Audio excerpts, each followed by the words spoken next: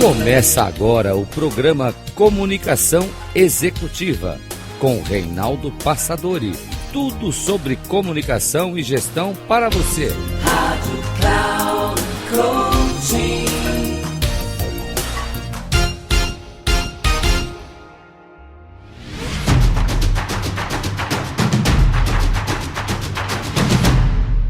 Olá, bem-vindo a mais um programa Comunicação Executiva. Tudo sobre comunicação e gestão para você. Um programa da Rádio Cloud Coaching. Eu sou Reinaldo Passadori, especialista em comunicação. E como lido com comunicação há tanto tempo, um dos principais, se não o principal problema que tem atraído muitas pessoas, eu diria a maioria das pessoas que participaram dos nossos treinamentos, vieram por questões psicológicas, principalmente em relação ao medo de falar em público, que damos nomes até diferentes, fobia social, ansiedade. Eu vou chamar daqui para frente de timidez. Timidez representando todas essas dificuldades que impedem que a pessoa fale com desenvoltura e naturalidade diante de outras pessoas. Ou até não só diante de outras pessoas, num público, mas pode ser, por exemplo, homens diante de mulheres, às vezes pessoas diante de um microfone, pessoas que ficam perdidas diante de uma tela de vídeo, de computador, e pessoas que, homens diante de mulheres, mulheres diante de homens, ou seja, situações das mais diversas.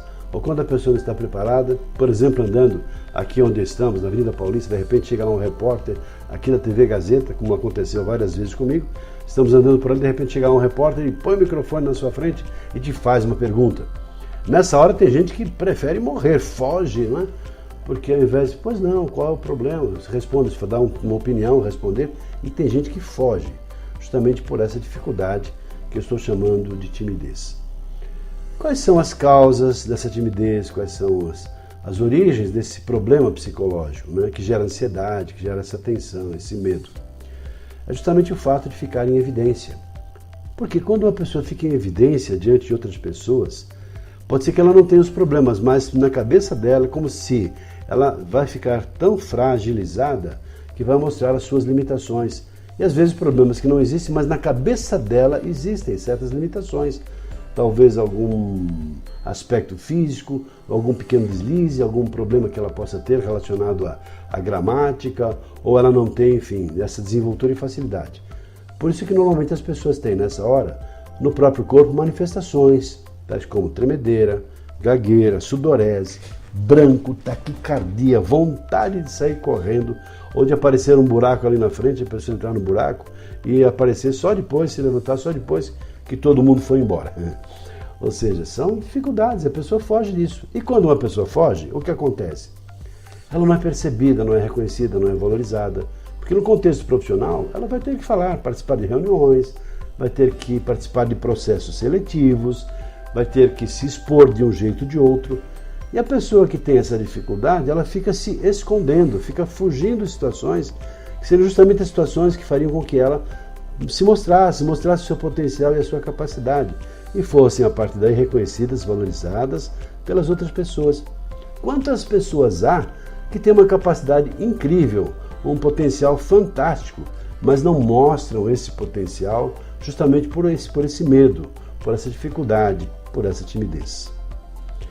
Falando um pouquinho sobre algumas das origens desses medos, dessas tensões. Um deles são traumas. Trauma é o resíduo de uma experiência negativa pela qual a pessoa passou.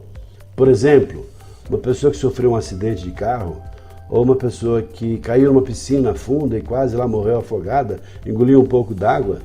Depois que sai daquela situação, no caso do acidente, a pessoa sobreviveu, claro, teve lá que se curar, tal, teve uma coisa, outra foi para o hospital, mas se curou, voltou à normalidade. E a pessoa que quase morreu afogada saiu d'água, foi salva, tal, mas na cabeça dela fica como se toda vez que ela estiver numa condição parecida, semelhante àquela, vai acontecer a mesma coisa. E há pessoas que têm medo de entrar numa piscina, há pessoas que têm medo de entrar numa água do mar, até lá numa banheira, a pessoa fica com medo. Por quê? Porque existe um trauma instalado. Não é? E assim, traumas dos mais diversos. Pessoas que tiveram mordida de cachorro, ficam com traumas de cachorros. E assim, cada uma pessoa numa situação diferente. E essa relação em relação a esse trauma em relação a falar em público, porque um dia a pessoa teve que fazer uma breve apresentação, às vezes diante de um grupo de colegas lá na escola, e o professor talvez mal preparado, não soube lidar com a situação, exigindo que a criança ou jovem se saísse bem, e pronto, a pessoa teve dificuldade, não conseguiu, travou literalmente, e se instalou um trauma ali. E se a pessoa não fizer nada em relação a isso, vai ficar com esse trauma para o resto da vida. Também, experiências mal sucedidas. Quem é que não pisou na bola, não cometeu alguma gafe, alguma situação? E pelo simples medo disso acontecer de novo, que isso possa acontecer de novo, a pessoa prefere fugir do que enfrentar aquela situação. Também outra dificuldade é a falta de experiência. Como é que se pode esperar que uma pessoa vai fazer uma primeira apresentação pela primeira vez na vida e vai brilhar, e vai ter desenvoltura, vai ter tanta habilidade, né, quanto uma pessoa que já faz isso há tanto tempo? Não dá, é difícil, é claro, é praticamente impossível isso acontecer. É como aquele cantor que canta, tal, mas de repente assim não sabe cantar direito e vai se meter lá no microfone diante de uma plateia grande e não tem experiência. Talvez receba uma vaia, porque não é da noite para o dia que a pessoa ganha essa experiência, que vai sendo fortalecida com o tempo, com a prática, com o exercício. Essas são as dificuldades mais comuns relacionadas ao medo, né? A esse medo instalado, a essa timidez. Há também aquelas pessoas que se fazem de vítimas e se julgam inferiores a outras pessoas. Tem até nomes bonitos, por exemplo, síndrome da impostora, aquela menina que, por melhor que faça, não vai se perceber no seu devido e real valor, vai se julgar uma pessoa aquém da sua real capacidade, aquém da sua real competência. E não é problema dela, todo mundo percebe que ela tem capacidade e competência, mas na cabeça dela ela funciona como se fosse uma pessoa inferior. Pessoas muito indecisas, não é? Vai escolher um assunto, outro assunto, então pela indecisão ela fica intimidada em relação a isso. Há outro problema também que são as pessoas perfeccionistas. Na verdade, quero te perguntar uma coisa. O que de verdade procura um perfeccionista? Pense um pouquinho a respeito disso. Talvez você tenha pensado, perfeccionista procura perfeição, procura melhorar a cada dia, etc. Tudo bem. Mas na verdade, se você observar bem, um perfeccionista, uma pessoa perfeccionista, ela na verdade procura o erro. Porque por melhor que faça, ela sempre vai esperar ou entender que alguma coisa não está devidamente trabalhada, não foi devidamente feita. Porque não atingiu a perfeição. E a perfeição é só divina. Poxa, mas você tirou uma nota muito boa. Você tirou 9, 9,5 lá na prova. Mas eu não tirei 10. E a pessoa sofre porque não tirou 10. Tirou só 9,5. Isso é uma certa tolice, na verdade, né? E há pessoas que, infelizmente, agem desse jeito. Outra dificuldade é prisão ao passado, porque no passado teve algum momento de glória, de alguma conquista, ela fica presa ao passado, porque talvez por alguma razão ela tenha tido um sucesso e que não se repete se a pessoa não se preparar devidamente. É aquelas que ficam preparadas para o futuro, como se lá na frente, depois que eu me formar, depois que eu fizer pós-graduação, depois que eu me casar, depois que eu fizer isso, e a pessoa projeta a sua desenvoltura e tranquilidade lá no futuro. Não. A questão é agora. Esse é o exato momento no qual estamos vivendo, que eu estou aqui falando, e você está ouvindo a minha gravação num outro momento. Esse é o nosso momento, o momento presente, esse presente precioso, que é exatamente o único momento no qual nós vivemos e podemos fazer alguma coisa. Há outras pessoas que agem por impulso, ou seja, não têm um controle emocional, não têm uma segurança. E são, assim, muito impulsivas porque agem em conformidade com aquela emoção daquele instante, daquele momento. E claro, tudo aquilo que ela faz, ela acaba tendo as consequências da sua impulsividade, porque não pensaram antes de agir. E esses comportamentos que não têm inteligência emocional geram como consequência algo negativo. Há também dificuldades relacionadas a problemas de voz, problemas físicos. Pessoas que não falam bem, que não falam alto, que falam muito baixinho, pessoas que falam depressa demais ou que têm limitações relacionadas à dicção, não pronunciam bem os sons das sílabas, das palavras, não têm leveza na fala, não têm uma capacidade de expressar as emoções na hora que estão falando. Sua fala é ríspida, é linear, não tem vida. Claro, e nesse sentido as pessoas acabam sendo verdadeiros soníferos, porque as pessoas dormem ao invés de ouvi-la. E sabendo disso já, a pessoa, claro, fica, né, ansiosa, se recolhendo, achando que vai acontecer, obviamente, a mesma coisa. Problemas relacionados a corpo. Há pessoas que fazem apenas movimentos repetitivos, mas não estão fazendo um gesto. Um gesto é aquele movimento que você faz que está sintonizado com o conteúdo da fala. Se é força, com a mão fechada, ou dando murro no ar, se é alguma coisa assim de primeiro, segundo, terceiro, a pessoa aponta nos dedos, o primeiro, um dedo, dois, segundo, dois dedos, terceiro, três dedos e assim por diante. Do passado, alguma coisa que ela aponta para trás, do presente ela aponta para baixo e para frente ela aponta para frente. São alguns exemplos muito simples de uma gesticulação, sim, adequada. Aí são gestos, porque estão congruentes com aquilo que está sendo dito. E também, além do corpo, a postura, a elegância, o jeito de se vestir, o jeito de se apresentar, a marca pessoal, a aparência pessoal. Há pessoas que se julgam feias, se julgam inconvenientes, não gostam do próprio corpo, não gostam de si. E imaginam assim, ficam se julgando aquém daquilo que realmente são. E se julgam pela aparência. Então o preconceito está na própria pessoa que deprecia sua própria aparência porque gostaria de ser diferente, parecido com aquele artista, e na verdade não é. Mas tudo é compensado à medida que a pessoa se olha, se percebe, se valoriza devidamente. Ainda, problemas de baixa autoestima. Já falei um pouco sobre isso, mas só para reforçar. Quantas pessoas há que se julgam inferiores a outras pessoas? E aí entra aquele hard que eu também citei, vida, dor, porque eu não me valorizo, eu não me percebo. E pode ser até fruto de uma educação excessivamente castradora, que impediu que a pessoa de fato crescesse e fosse devidamente elogiada para reconhecer e valorizar as suas próprias qualidades. Outra dificuldade também é a ignorância. Mas que ignorância é essa, né? Não estou falando aqui da pessoa ignorante, ser brusca, tosca, grosseira. Não é esse tipo de ignorância que estou falando. É ignorância em relação ao conteúdo da fala, em relação ao contexto, em relação ao ambiente, em relação a saber contar uma boa história, em relação a estruturar de forma adequada um pensamento, em relação à gramática, em relação ao vocabulário. E a pessoa não conhece, não domina, claro, isso vai se refletir lá nas dificuldades que ela tem ou vai ter quando tiver que fazer apresentações ou falar com outras pessoas. Muito bem, até agora eu falei sobre a origem, sobre os problemas relacionados a essa limitação psicológica, que é o famoso medo de falar em público. Eu estou chamando aqui genericamente de timidez. E a questão então é a seguinte: e daí? O que fazer em relação a isso?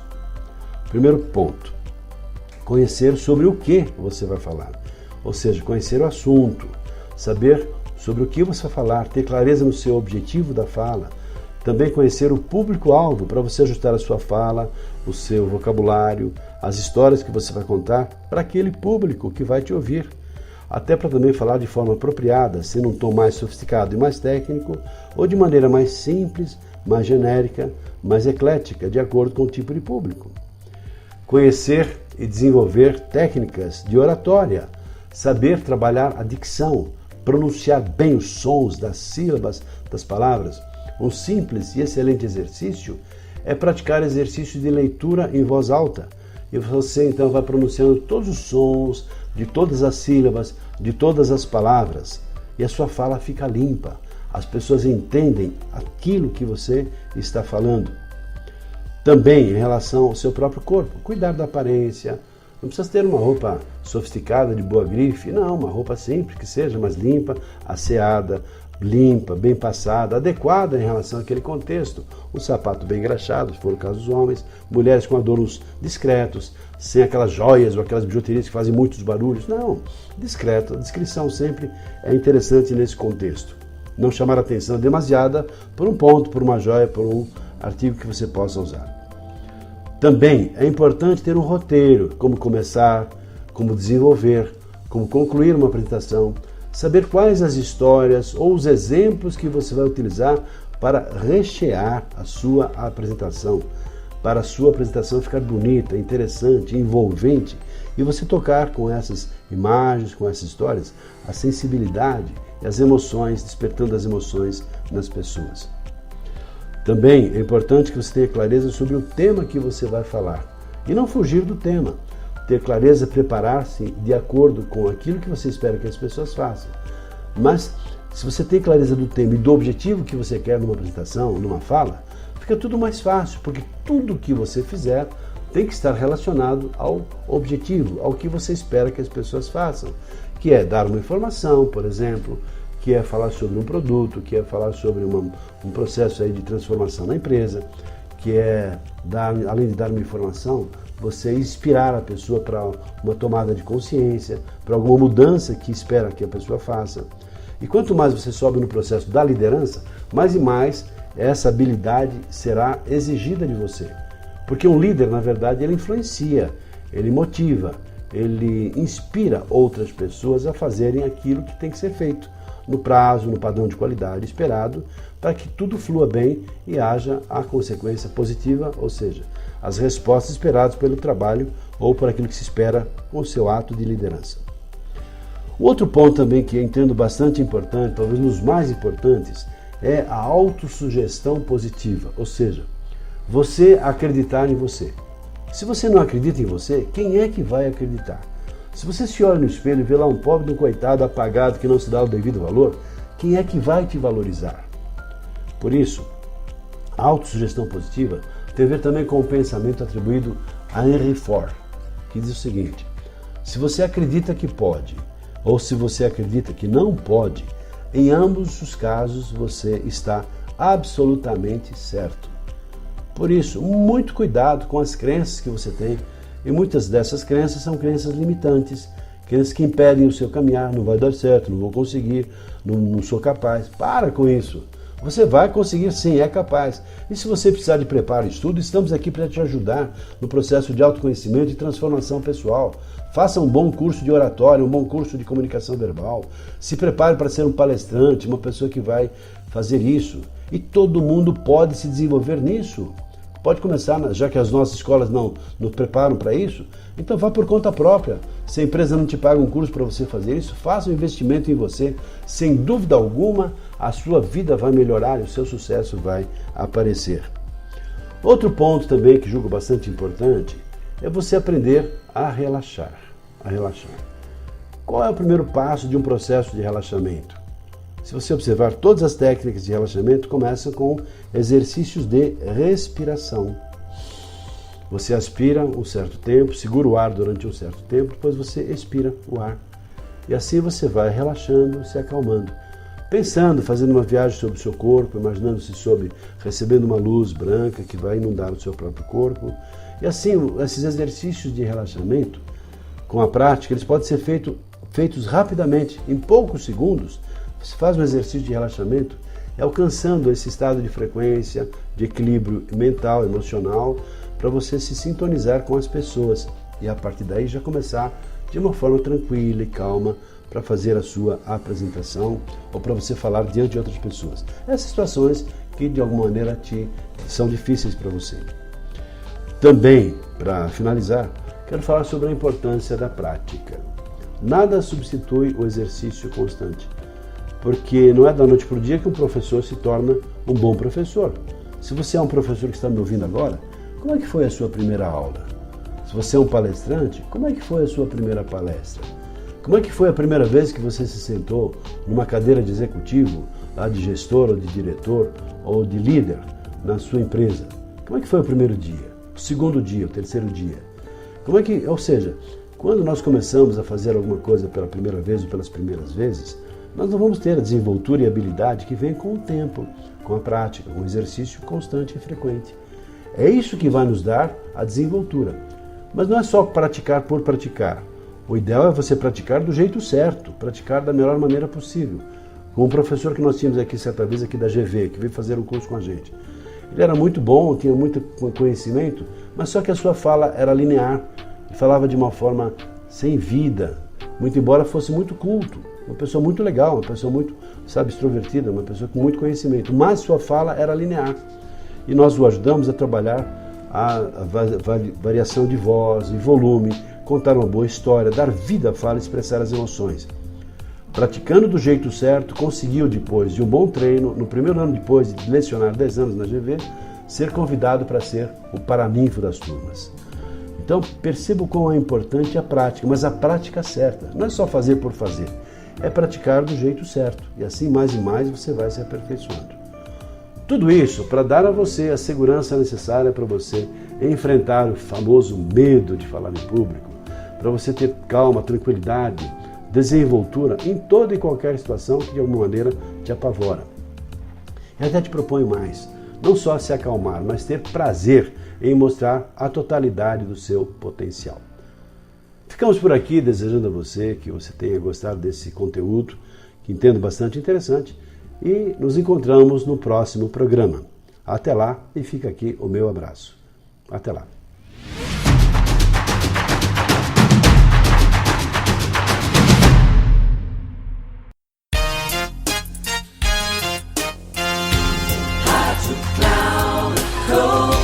Encerrando por hoje o programa Comunicação Executiva com Reinaldo Passadori.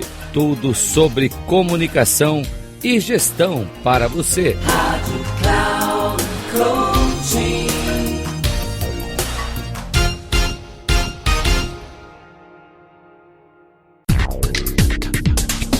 Se ligue. Comunicação Executiva com Reinaldo Passadori. Sempre às segundas-feiras, às 8 da manhã, com reprise na terça às 12 horas e na quarta às 16 horas, aqui na Rádio Cloud Coaching.